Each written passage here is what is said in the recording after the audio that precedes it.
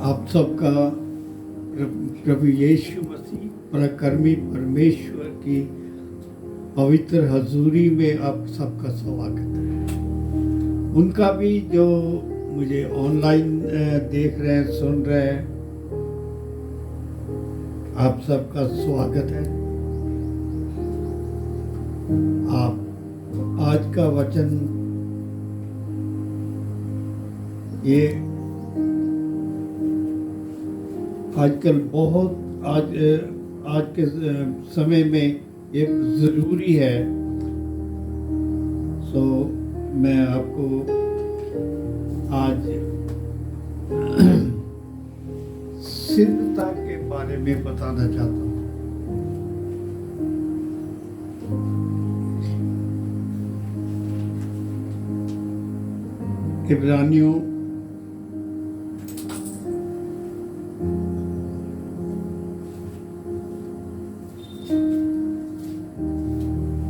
इब्रानियों 6 अध्याय उसका 1 वचन।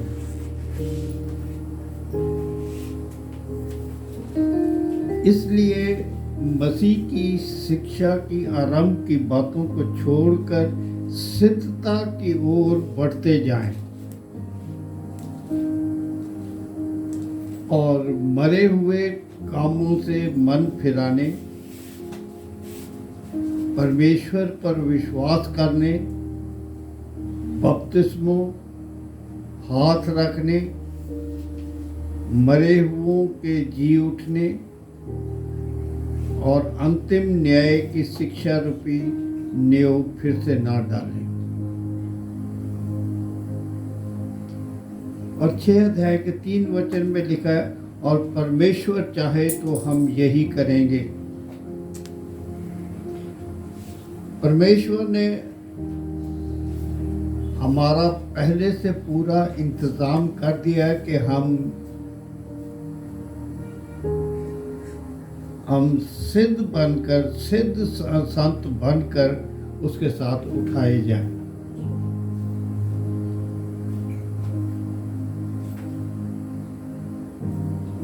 इब्रानियों में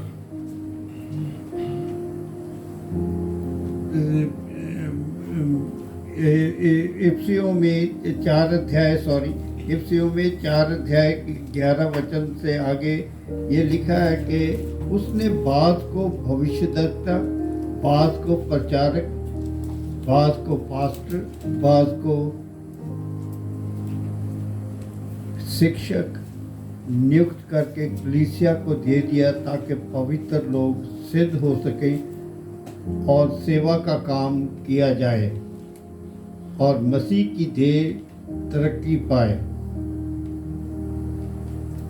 देखिए, इसमें जो है कि सिद्धता की ओर बढ़ते जाएं, ये एक कॉन्टिन्यूड प्रोसेस है, एक लगातार एक प्रतिक्रिया है जो कि हमें करनी है कि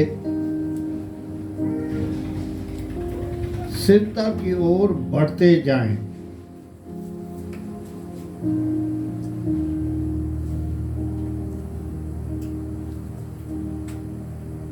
इसमें पवित्र आत्मा के फल जब हमें दिखाई देने चाहिए और पवित्र लोगों से शिक्षा पाने के लिए परमेश्वर ने इंतजाम किया है। प्रेरितों काम 2 की 40 से लेके 42 तक और भी आगे क्या मैं थोड़ा सा कि शिक्षा लेनी बहुत ज़रूरी है। और यूहन्ना 15 अध्याय के 8 वचन में प्रभु यीशु मसीह फरमाते हैं कि मेरे पिता की महिमा इसी से होती है कि तुम बहुत सा फल लाओ।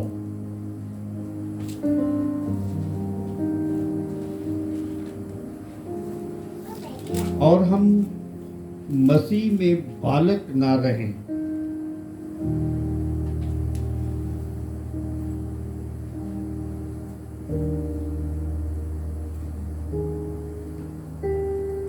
हमें सिद्ध होने की आवश्यकता है। हमें सिद्ध संत, सिद्ध धार्मिकता की ज़रूरत है। प्रभु आधे कच्चे आधे पक्के लोगों संतों को की जरूरत नहीं, प्रभु सिद्ध संतों को लेने के लिए आ रहा है और वो सिद्ध संतों को लेके जाएगा। इसका कोई लाभ नहीं कि आज परीक्षा में गिर पड़े और कल फिर गिर पड़े, फिर आए को एक दिन उठे फिर गिर पड़े। ऐसे एक स्थिर जीवन परमेश्वर चाहता है।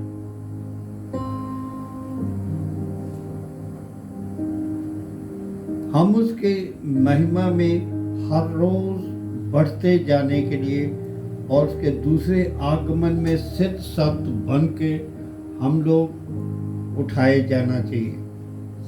उसके दूसरे आगमन में सिद्ध संत बन के जाना ये हमें अनिवार्य है, क्योंकि हम उसको वैसा ही देखेंगे जैसा वो है। बचाया जाना या उद्धार पाना ये एक दिन का काम है। इसी तरह पवित्र आत्मा पाना ये 1 या 2 दिन का काम है। लेकिन सिद्ध संत बनना, सिद्धता प्राप्त करनी, ये पूरी उम्र का, पूरे हमारे लाइफ टाइम का ये कार्य है कि हम सिद्ध हों। आपको मसीह के पूरे डील डॉल तक बढ़ना, उसके बाइबल कहती है जब तक हम एक ना हो जाएं और एक सिद्ध मनुष्य ना बन जाएं और मसीह के पूरे डील डॉल तक ना पहुंच जाएं, हम उसके स्वभाव में, उसके प्यार में, उसके प्यार के गुणों में, उसकी विशेषताओं में, पवित्रता में, विश्वास में, निम्रता में, उसकी दया हमें दिखाई देनी चाहिए, उसका स्वभाव हमारे में दिखाई देना चाहिए। तब हम उसके डील डॉल के बराबर हैं।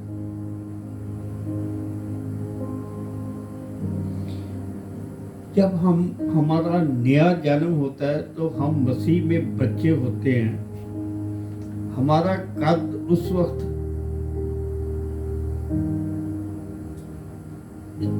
एक छोटे बच्चे जितना कद है। 1 साल के बाद भी अगर हमें आत्मिक तरक्की नहीं मिलती, 1 साल के बाद भी हमारा कद उतना ही है, 2 साल के बाद भी कद उतना ही है, 3 साल के बाद भी कद उतना ही है, 5 साल के बाद, 10 साल के बाद भी कद उतना ही है। तो उसका कोई हमें लाभ नहीं है।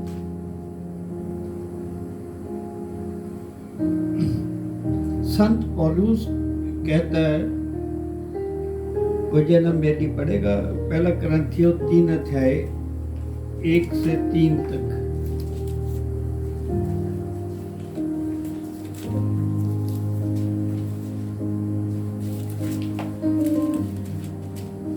हे भाइयों, मैं तुमसे इसी रीति से बातें ना कर सका जैसे आत्मिक लोगों से, परंतु जैसे शारीरिक लोगों से, और उनसे जो मसीह में बालक हैं। मैंने तुम्हें दूध पिलाया, अन्न ना खिलाया, क्योंकि तुम उसको ना खा सकते थे, वरन अब तक भी नहीं खा सकते हो, क्योंकि अब तक शारीरिक हो। इसलिए कि जब तुम में डाह और झगड़ा है, तो क्या तुम शारीरिक नहीं और क्या मनुष्य की रीति पर नहीं चलते? ऐसे लोग जो हैं वो मसीह में बच्चे हैं, और ऐसे लोग जो हैं वो गलत शिक्षा का शिकार हो जाते हैं, और गलत जो सेवक हैं, अपने आप को सेवक कहते हैं लेकिन वो है नहीं, उनके पास फंस जाते हैं और उनके बिल्कुल ही आत्मिक स्तर बिल्कुल खत्म हो जाता है।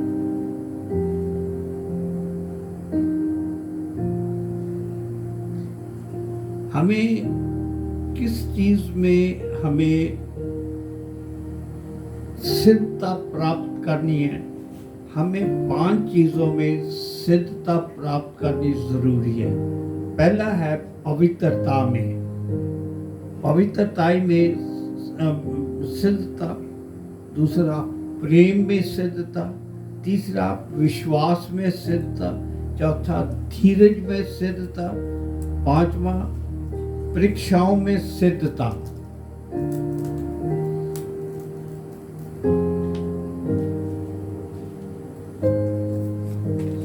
आज पहले देखेंगे हम पवित्रता में सिद्धता।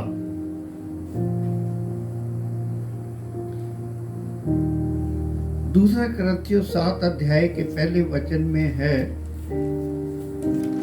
हे प्रियो, जब हमें ऐसी ये प्रतिज्ञाएं मिली हैं तो आओ हम अपने आप को शरीर और आत्मा की सब मलिनता से शुद्ध करके परमेश्वर का भय रखते हुए पवित्रता को सिद्ध करें। आप ध्यान से सुनिए इसको। जब हमें ऐसी प्रतिज्ञाएं मिली हैं, हमें प्रतिज्ञा क्या मिली है कि हम वहां पे होंगे जहां यीशु मसीह भी है।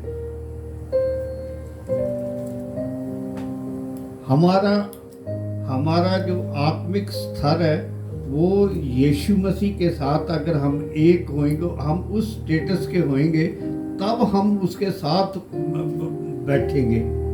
प्रभु ने कहा, तुम्हारा दिल ना घबराए, मेरे पिता के घर में बहुत सारे मकान हैं, मैं चाहता हूं कि तुम्हारी जगह तैयार करूं।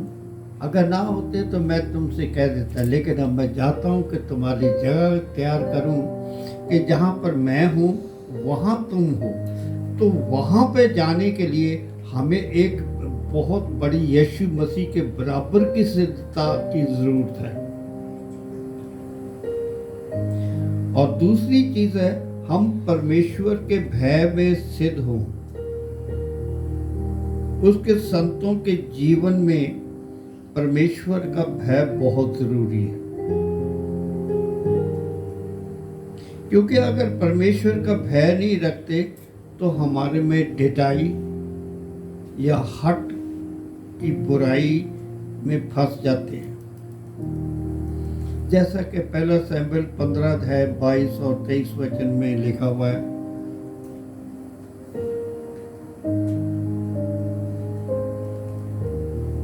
क्योंकि परमेश्वर का भय रखने वाले ये जानते हैं कि परमेश्वर देखता है। वो हर वक्त न्याय का दिन को याद रखते हैं।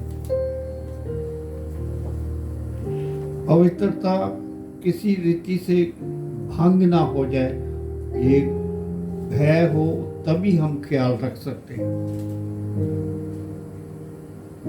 यूसुफ परमेश्वर से डरता और उसका भय रखता था, और उसका इसलिए वो पाप से दूर भागा। और उसने पोतीफर की पत्नी से कहा, इसलिए मैं ऐसी बड़ी दुष्टता करके परमेश्वर का अपराधी क्यों बनूं? पवित्रता में इस प्रकार की सिद्धता के लिए बहुत गहरी चाहत की जरूरत है।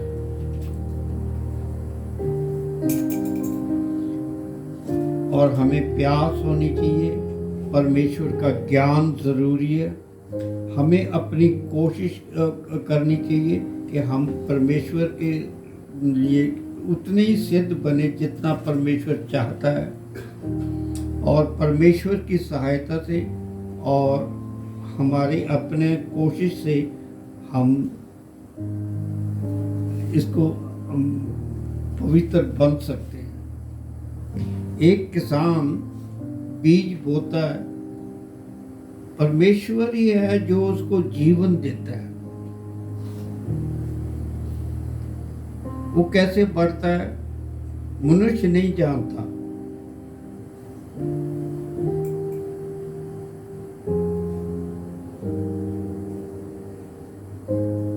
जब दानियल को बाबल देश में ले गए तो उसने अपने मन में दृढ़ निश्चय किया कि वो अपने आप को राजा के भोजन और दाख मधु पीकर अपने आप को अशुद्ध नहीं करेगा। राजा का हुक्म बहुत सख्ती से था, लेकिन दानियल ने और उसके साथियों ने, जो खोजों का प्रधान था, उससे बेनती की कि हमें सादा पानी और साग पात दिया जाए।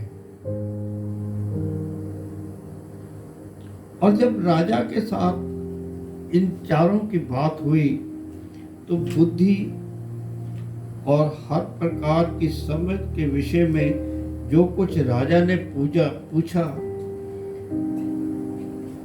ये 3 साल का समय था। सारे राज्य भर में ज्योतिषियों तंत्रियों से 10 गुना ज्यादा बुद्धि मिली।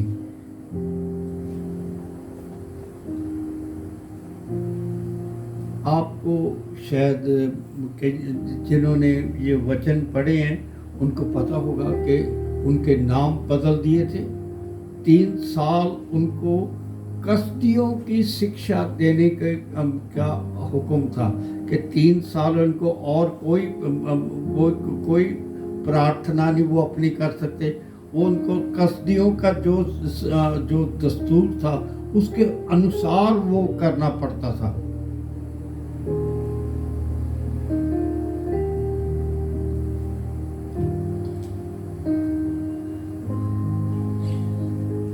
ये एक बहुत कठिन उनके ऊपर परीक्षा थी, जिसमें वो कामयाब हुए।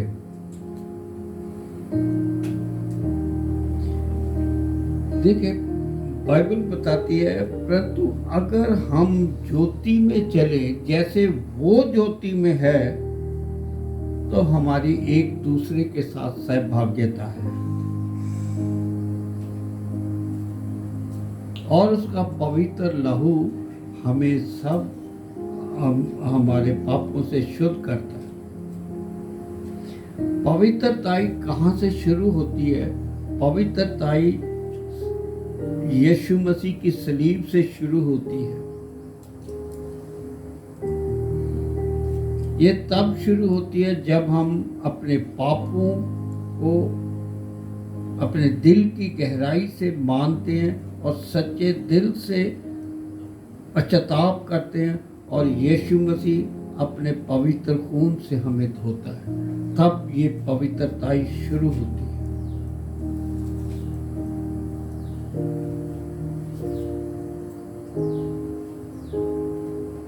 तीसरी चीज है, पवित्र शास्त्र को रोज लगातार पढ़ने और उसको अपने हृदय में रखने की जरूरत है,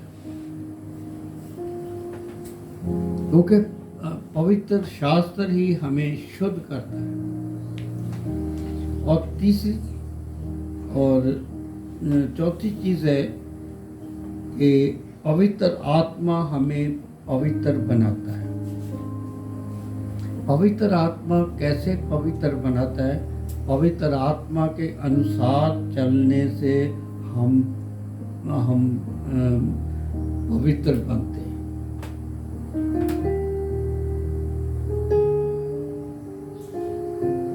और पांचवी चीज है कि आंसू के साथ प्रार्थना। ये 5 चीजें हैं जो हमें सिद्ध करती है।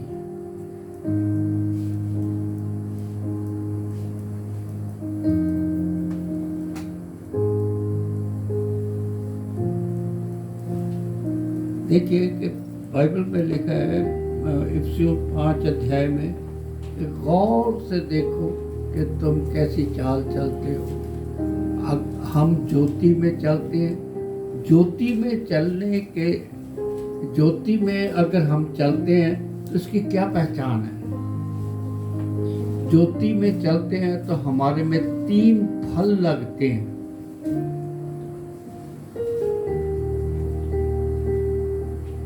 पहला फल है नेकी।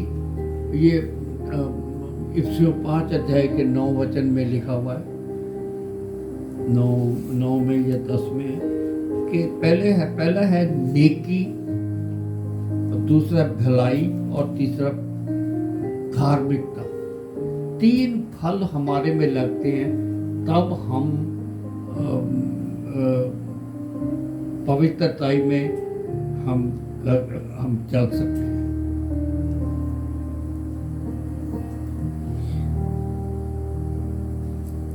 दूसरा है प्रेम में सिद्धता। प्रेम में सिद्धता बाइबल बताती है कि सिद्ध प्रेम डर को दूर कर देता है। जो सिद्ध प्रेम करता है वो उसका डर नहीं उसमें होता। बहुत सारे धर्म हैं जो प्रेम को बहुत महत्व देते हैं। प्रेम परमेश्वर है। इस दुनिया के बुद्धिमान लोग कहते हैं कि प्रेम मनुष्य का सांस है, परंतु हम जानते हैं पहला यूहन्ना 4:8 में लिखा है, जो प्रेम नहीं रखता वो परमेश्वर को नहीं जानता।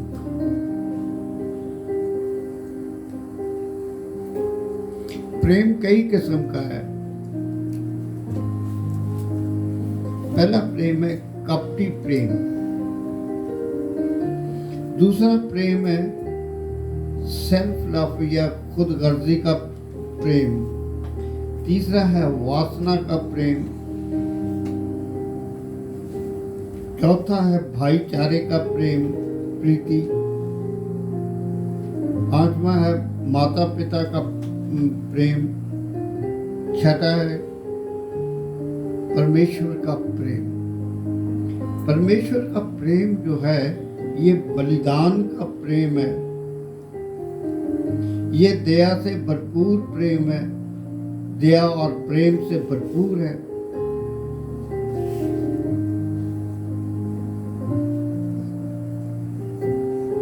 यीशु मसीह कहते हैं कि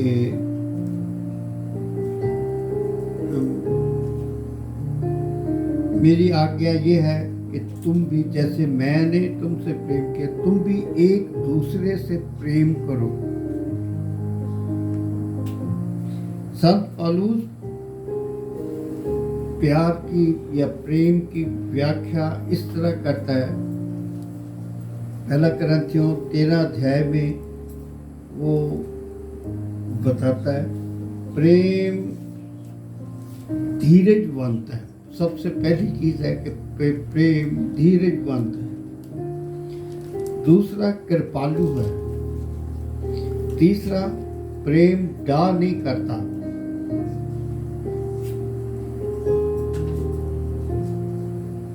चौथा है प्रेम अपनी बड़ाई नहीं चाहता। प्रेम फूलता नहीं। प्रेम अनरीति चाल नहीं चलता। वो अपनी भलाई नहीं चाहता। वो झुंझलाता नहीं, बुरा नहीं मानता, कुकर्म से आनंदित नहीं होता, सब बल्कि सत्य से आनंदित होता है। 12वीं चीज है कि वो सब बातों को सह लेता है, सब बातों की प्रतीति करता है, सब बातों की आशा रखता है, और आखिरी बात है कि सब बातों में धीरज धरता है। 14 चीजें हैं।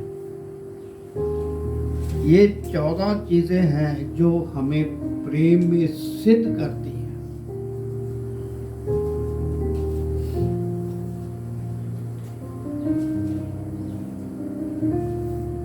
आइए थोड़ी देर कैलवरी के प्रेम के ऊपर देखें। अगर हम यशाया 53 अध्याय के पहले वचन से पढ़ें तो यशाया 53 अध्याय उसके पहले वो सारा यीशु मसीह के लिए दिया है। जो समाचार हमें दिया गया उसका किसने विश्वास किया, और यहोवा का भुजबल किस पर प्रकट हुआ, क्योंकि वह उसके सामने अंकुर के समान और ऐसी जड़ के समान उगा जो निर्जल भूमि में फूट निकले। उसकी ना तो कुछ सुंदरता थी कि हम उसे देखते, ना उसका रूप ही ऐसा दिखाई पड़ता कि हम उसको चाहते। वह तुच्छ जाना जाता और मनुष्यों का त्यागा हुआ था। वह दुखी पुरुष था, रोग से उसकी जान पहचान थी और लोग उससे मुंह फेर लेते थे। वह तुच्छ जाना गया और हमने उसका मूल्य ना जाना। निश्चय उसने हमारे रोगों को सह लिया और हमारे ही दुखों को उठा लिया। तो भी हमने उसे परमेश्वर का मारा कूटा, दुर्दशा में पड़ा हुआ समझा। परंतु वह हमारे ही अपराधों के कारण घायल किया गया, हमारे अधर्म के कामों के कारण कुचला गया। हमारी ही शांति के लिए उस पर ताड़ना पड़ी कि उसके कोड़े खाने से हम लोग चंगे हो जाएं। हालेलुया। प्रभु यीशु मसीह ने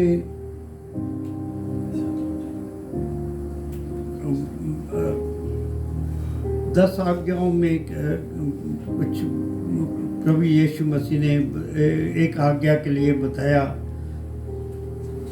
कि पहली आज्ञा यह है कि तू प्रभु अपने परमेश्वर से प्रेम रख, सारे हृदय से प्रेम रख और अपने पड़ोसी को अपने समान प्रेम रख।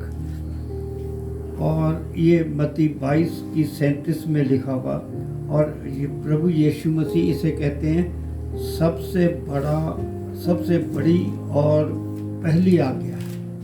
ये सबसे बड़ी और पहली आज्ञा है, मत्ती 22:37 में लिखा हुआ है। उसने उससे कहा, तू प्रभु अपने परमेश्वर से अपने सारे मन, अपने सारे प्राण, अपनी सारी बुद्धि के साथ प्रेम रख।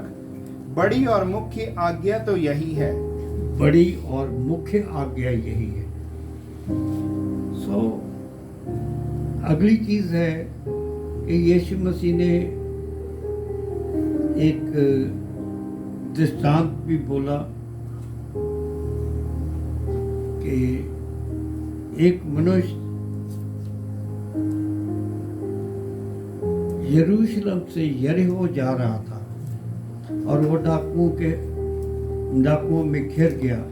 डाकुओं ने उसको लूट लिया, उसके कपड़े उतार लिए और उसको अधमुहा करके वहाँ छोड़ा।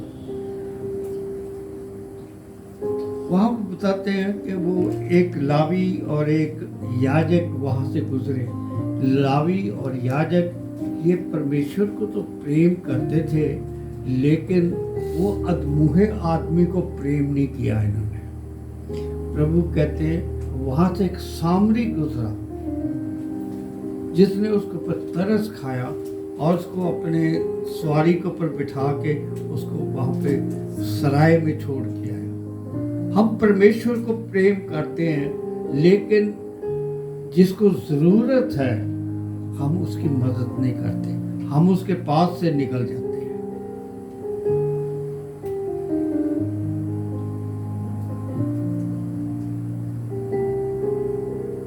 प्रभु यीशु मसीह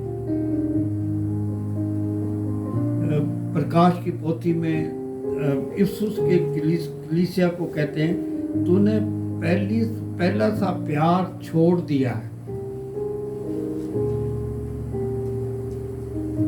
आज हमें जरूरत है कि हम अपने आप को देखें कि क्या हमने पहला प्यार छोड़ दिया है।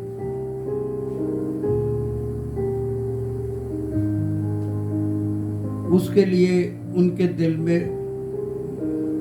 जैसे लावी और याजक के दिल में परमेश्वर के लिए तो प्यार वो कहते थे, लेकिन वो जिसको ज़रूरत है उसके लिए प्यार नहीं था। आज हमें भी ज़रूरत है कि हम प्रेम में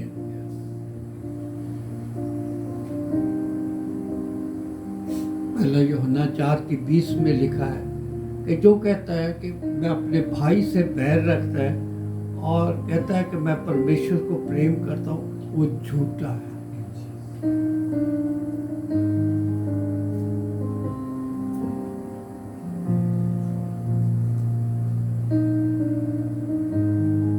तीसरा है विश्वास में सिद्धता। मेरे ख्याल में मैं ये बता के बाकी फिर कभी मैं वो करूँगा। विश्वास में सिद्धता।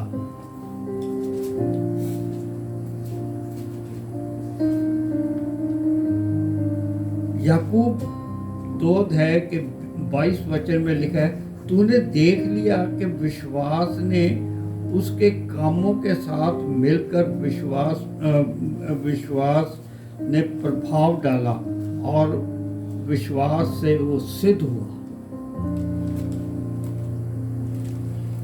2 अध्याय उसका 21 से लेकर 23 तक में लिखा है।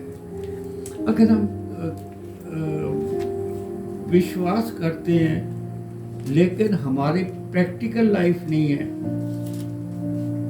तो वो विश्वास जो है मुर्दा विश्वास है। विश्वास क्या है? ये परमेश्वर पर पूर्ण भरोसा है।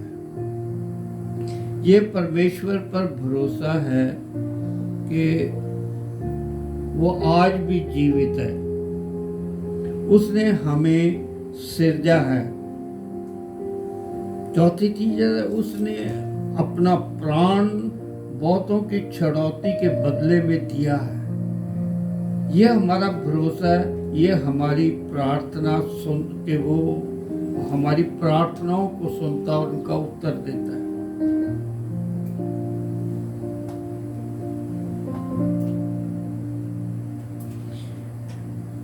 विश्वास के बिना उसे प्रसन्न करना अनहोना है। विश्वास क्या चीज है? बाइबल बताती है कि अब विश्वास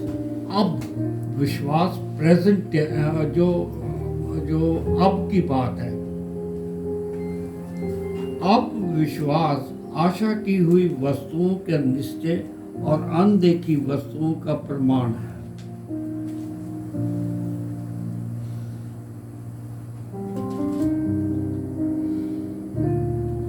परमेश्वर ने इस संसार की रचना की, उसे भी विश्वास की जरूरत थी।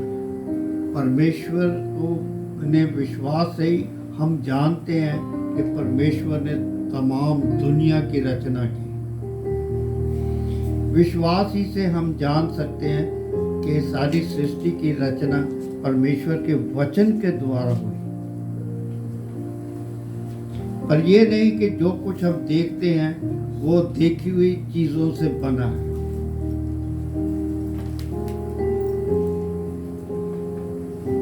चौथी चीज है कि बाइबल रोमियो की पत्री 12 अध्याय के 3 वचन में लिखा है, परमेश्वर ने हर एक व्यक्ति को विश्वास परिमाण के अनुसार बांट दिया। मिसाल के तौर पर पति पत्नी को एक दूसरे पर विश्वास है, बच्चों के ऊपर, अपने माता पिता के ऊपर।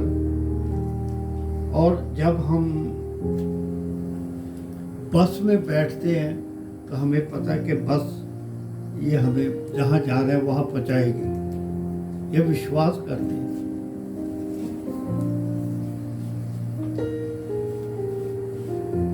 जब हम टूटी खोलते हैं तो उसके नीचे बाल्टी रखते हैं, हमें पता है कि पानी आएगा, तभी हम टूटी के नीचे हम बाल्टी रखते हैं।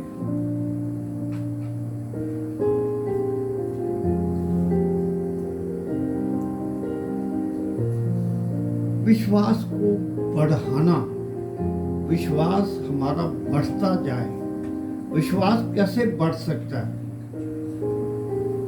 परमेश्वर के वचन को ध्यान पूर्वक पढ़ने से और उसको अपने हृदय में रखने से बढ़ता है।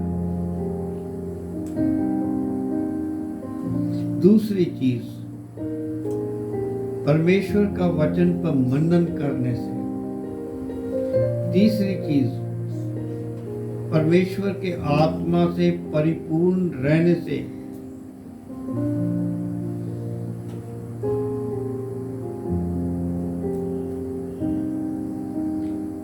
चौथी चीज, जीवित और शक्तिशाली गवाहियां सुनने से। आप चाहते हैं कि आपकी प्रार्थनाएं सुनी जाए, आपको विश्वास की जरूरत है। क्या आप अद्भुत अचंभे काम देखना चाहते हैं? आपको विश्वास की जरूरत है। आप परमेश्वर की महिमा को देखना चाहते हैं? आपको विश्वास की जरूरत है।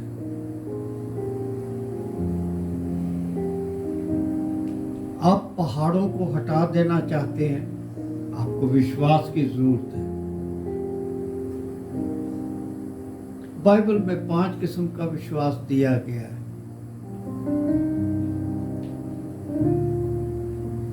पहला है हाबिल का विश्वास।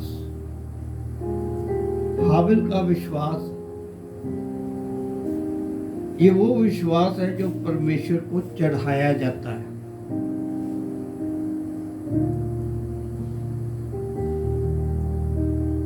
और ये एक उत्तम बलिदान है। ये सलीब के उस बलिदान के रूप में चढ़ाया जाता है। ये विश्वास परमेश्वर की इच्छा और उसकी मर्जी प्रकट करता है। दूसरा है इब्राहिम का विश्वास। ये विश्वास वो है जो प्रभु की अगुवाई और सुरक्षा में भरोसा रखता है। तीसरा है हनूक का विश्वास। ये वो विश्वास है जो परमेश्वर के साथ साथ चलने का। हनूक की उम्र 365 साल की थी। 65 साल का था और उसने परमेश्वर के साथ चलना शुरू किया और 300 साल वो परमेश्वर के साथ साथ चलता रहा और उसके बाद उठा लिया गया। मैं जब इसको मैं देख रहा था, हम देखें अपने गौर करके, ये तो 300 साल चला, कि हम कितनी देर चल सकते विश्वास में।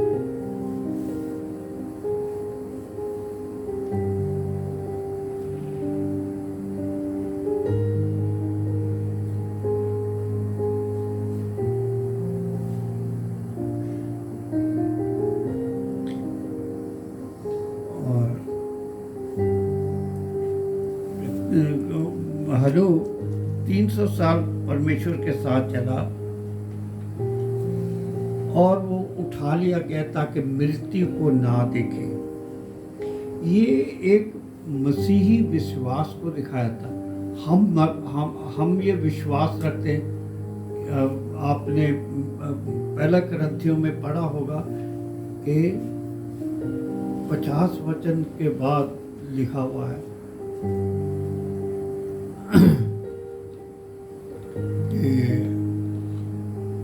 मैं तुम्हें एक भेद की बात बताता हूँ, हम सब तो नहीं मरेंगे लेकिन बदल जाएंगे।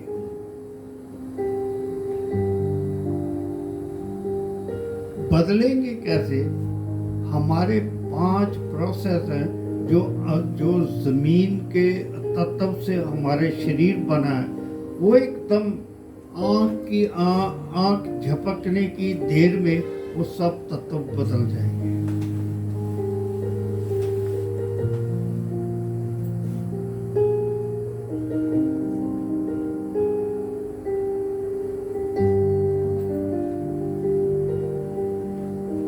और हनूक के बारे में गवाही दी गई कि बगैर विश्वास के परमेश्वर को प्रसन्न करना अनहोना है।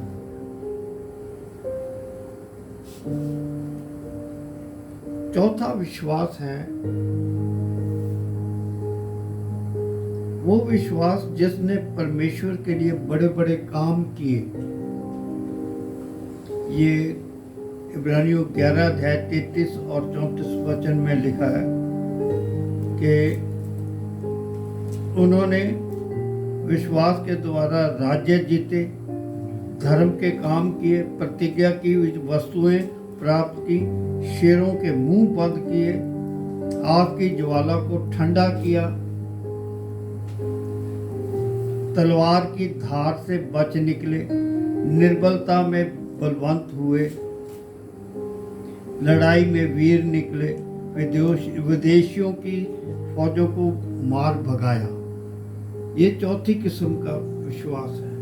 पांचवी किस्म का विश्वास है, ये वो विश्वास है जो मसीह की खातिर दुख सहते हैं। इसमें लिखा हुआ है, स्त्रियों ने अपने मरे हुओं को जीवित पाया, कितने तो मार खाते खाते मर गए, लेकिन उन्होंने रिहाई नहीं चाहिए, इसलिए कि वो उत्तम पुनरुत्थान के भागी हों। छुटकारा नहीं चाहा। हमें भी विश्वास के लिए बुलाया गया, ऐसे ही विश्वास के लिए बुलाया गया।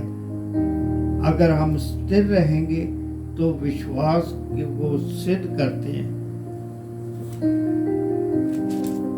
जीवन का मुकुट हमारा ही है। कहता है कि अगर तू मौत तक वफादार रहेगा तो जीवन का मुकुट तुझे मिलेगा। हालेलुया। आइए हम प्रार्थना करें। बाकी का जो रह गए हैं, दो रह गए, वो करके फिर किसी वक्त परमेश्वर ने समा दिया। आइए थोड़ी देर हम प्रार्थना करेंगे। हम कोरोना के लिए प्रार्थना करेंगे। आज का अखबार अगर किसी ने पढ़ा, मैं तो सिर्फ सुर्खी देखी है, उसमें था कि 100 घंटे के अंदर, 100 घंटे का मतलब 4 दिन है, तकरीबन 4 दिन से 1 मिलियन कैजुअलिटीज आई हैं। 1 मिलियन का मतलब है 10 लाख। ये पूरी दुनिया का रिकॉर्ड है।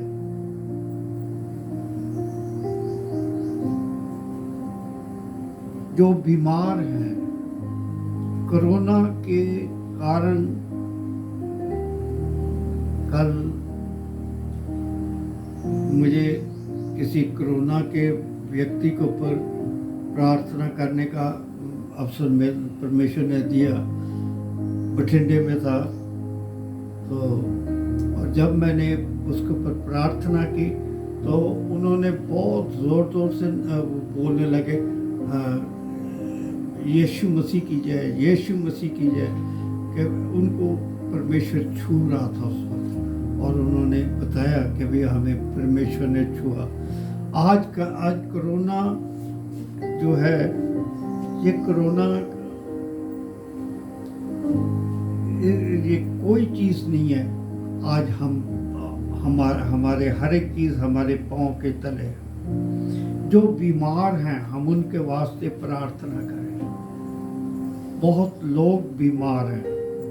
हर रोज़ मेरे पास काफ़ी लोग आते हैं कि जो प्रार्थना करवाते हैं। आपको भी परमेश्वर ने इसी चीज़ के लिए बुलाया कि जो बीमार हैं, आइए हम उनके वास्ते प्रार्थना करें। प्यारे पिता, मैं बेनती करता हूँ, जो लोग बीमार हैं मैं उनके वास्ते प्रार्थना करता हूँ। खुदावंद, किसी भी बीमारी से, कैंसर से या और किसी बीमारी से, खुदावंदा तेरे वास्ते कोई भी बड़ा काम नहीं। यीशु मसीह के नाम से हर एक बीमारी जाती रहे। तीसरा, हम दुआ करेंगे उनके वास्ते जो बैकस्लाइड कर गए।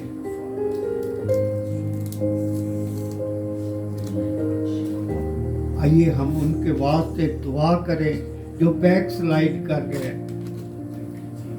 शैतान आज बहुतों को भटकला रहा है। आइए हम उनको के परमेश्वर उनके वास्ते दुआ करें।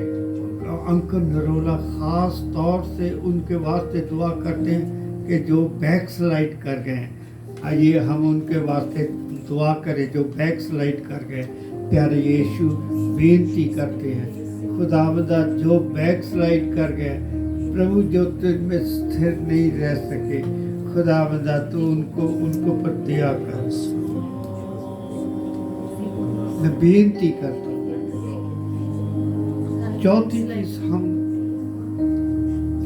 हम दुआ करेंगे जिनको इंसाफ नहीं मिलता। आज के अखबार में है, मैंने देखा कि यूपी के चीफ मिनिस्टर के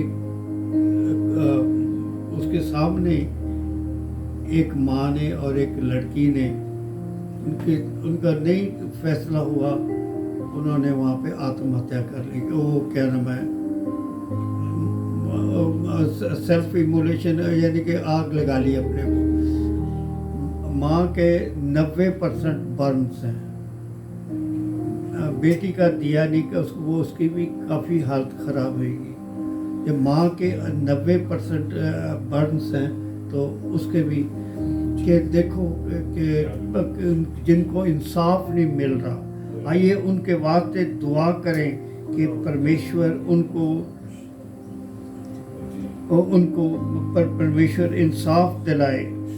ख़ास तौर से उनके वास्ते जिनका रोज़गार चला गया या जिनके पास कोई साधन नहीं रहा, आइए उनके वास्ते भी दुआ करें। प्रभु मैं बेनती करता हूँ जिनके पास रोज़गार का कोई साधन नहीं है, प्रभु मैं बेनती करता हूँ, प्रभु तू उनको पर दया कर। उनको जो चीज़ की ज़रूरत है प्रभु खुदावंदा, दुनिया चाहे ना दे पर तू रहम से भरा हुआ परमेश्वर है, तू दया से भरा हुआ परमेश्वर है। प्रभु तू उनको रोज़गार दे, उनको जो चीज़ खाना कपड़ा हर एक चीज़ प्रभु तू उनको दे। उनको पर जिनको पर झूठे इल्ज़ाम लगाए हुए हैं, परसिक्यूशन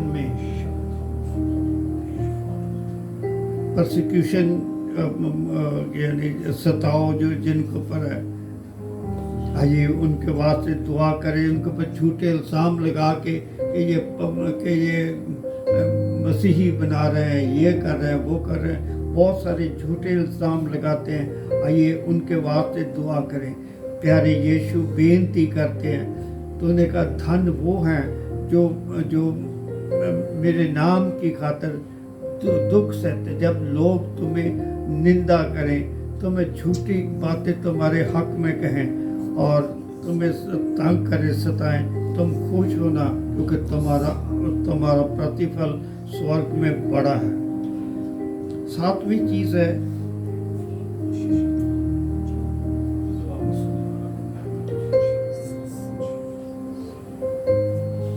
पाप में झगड़े हुए उन लोगों के लिए परमेश्वर रास्ता निकालना चाहिए।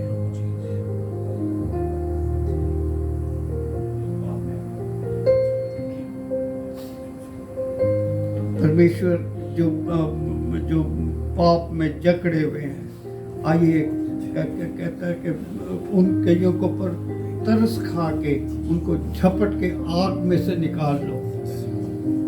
आठवीं चीज है कि हम